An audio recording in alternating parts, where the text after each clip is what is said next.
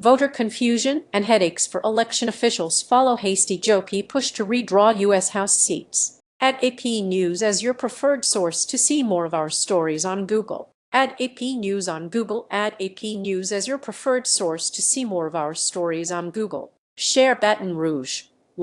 App. Thousands of Louisiana voters have already cast early ballots for congressional candidates in what soon could be the wrong districts. Alabama's primaries are a week away, but the state could force a do-over for voting on U.S. House races. A new congressional map in Tennessee upended races that had been underway for months. Republicans rushed to gerrymander congressional districts across several southern states after a U.S. Supreme Court ruling hollowed out the Voting Rights Act is confusing voters and creating logistical headaches for local election officials. The changes are hitting while primary season is in progress. The chaotic upheaval to an election season that could determine which party controls the U.S. House is the latest fallout from an intensely partisan gerrymandering battle initiated by President Donald Trump last year to protect Republicans' slim majority. The Supreme Court's decision last month severely weakening the Voting Rights Act required Louisiana to reconsider a map drawn in 2024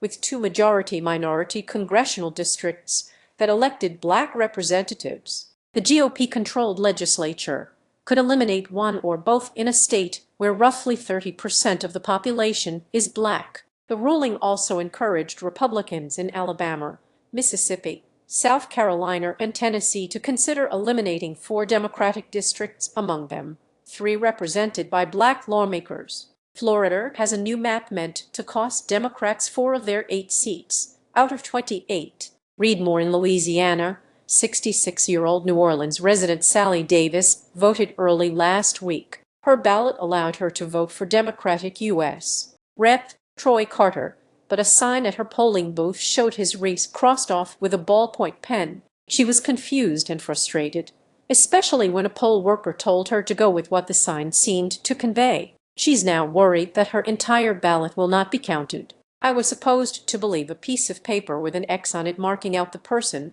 I wanted to vote for, she said, her voice breaking as she recounted her experience later. I think I have been disenfranchised. I think my vote that I just voted on, it's not going to count or something. I think it's illegal. Primaries postponed, deadlines compressed. Louisiana's primary is Saturday, and a week of early voting there began May 2 days after Republican Gov. Jeff Landry declared an emergency and suspended congressional primaries to give lawmakers a chance to draw a new map. The Louisiana Secretary of State's office said nearly 179,000 primary ballots had been cast as of Friday, including about 53,000 absentee ballots returned by mail. The ballots included U.S. House races, but votes in those contests won't be counted. In a 60 Minutes interview that CBS aired Sunday, the governor started to say it's not a big deal, but didn't complete the word deal.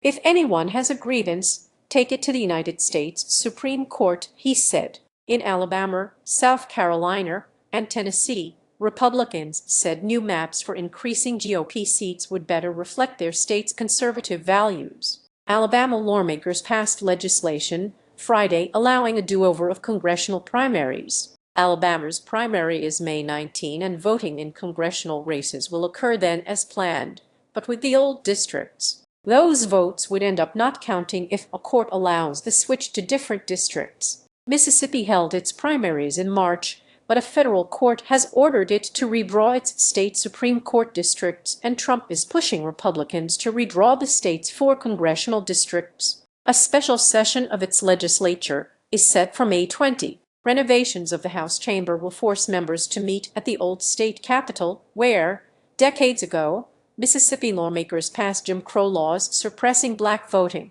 Modern-day voter suppression relies on election administration errors and chaos, and that's what we're going to see play out in all of these states, said Amya Badet, a Jackson, Mississippi, voting rights attorney and activist. Tennessee continues year-long fight. Tennessee was the first state to enact a new map since the U.S. Supreme Court decision, but Trump's push for redistricting started in Texas last year. Democrats countered in California, and tried but ran afoul of the courts in Virginia. Tennessee's new map divided Memphis among 3 congressional districts. Before its enactment last week, the state's elections coordinator told county officials in a memo that it would mean reprogramming election systems, retraining poll workers, and possibly adjusting precinct boundaries, meaning some voters' polling places could change. Tennessee's congressional primaries will go forward, or 6 as planned, with candidates required to qualify by Friday.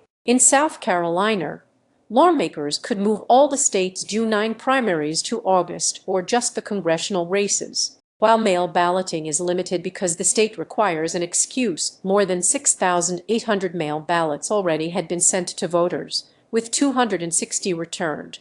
As of Friday, the State Elections Commission said a separate election for congressional primaries would cost $3 million and the time for preparations would be compressed. Conway Belanga, the commission's executive director, told lawmakers Friday, "It will be difficult, but it will be possible," he said. Activists see problems ahead for voters. Michael McClanahan, the NAACP Louisiana State Conference president, is hearing total confusion as voters call him and ask, "Is there an election?" "People say I ain't going to vote because the governor's suspended the election," he said. But he didn't. He only suspended one aspect of it. In Alabama, Senate Democratic leader Bobby Singleton said he has been fielding calls from confused public officials. "These are the people who are the head of elections," he said. "They don't know what to do." Voting rights activists see a harbinger for Memphis voters in problems that arose in Nashville, Tennessee, in 2022, when Republican legislators divided the state's capital city into 3 congressional districts to take a seat from Democrats.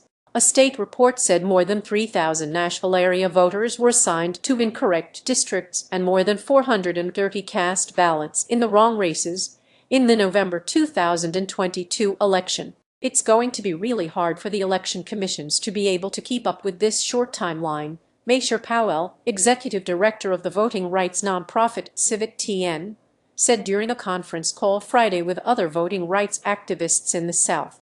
Some fear confusion will lead to distrust and apathy. Anisha Hardy, executive director of Alabama Values, which provides support to voting and civil rights groups, said people will lose trust in elections if they believe the rules can change every 2 years. Once people stop believing that the process is stable and fair, disengagement is going to increase, and that's one of the biggest dangers here, she said. Democracy doesn't just depend on voting systems existing, but really on people believing that their participation matters. At least a few Democratic voters who went to the Louisiana Capitol on Friday to protest the gerrymandering expressed doubt about whether they still have a political voice. Davis came to the state capitol in Baton Rouge and had a bullhorn with her for a protest in which she yelled, "Whose vote? Our vote?"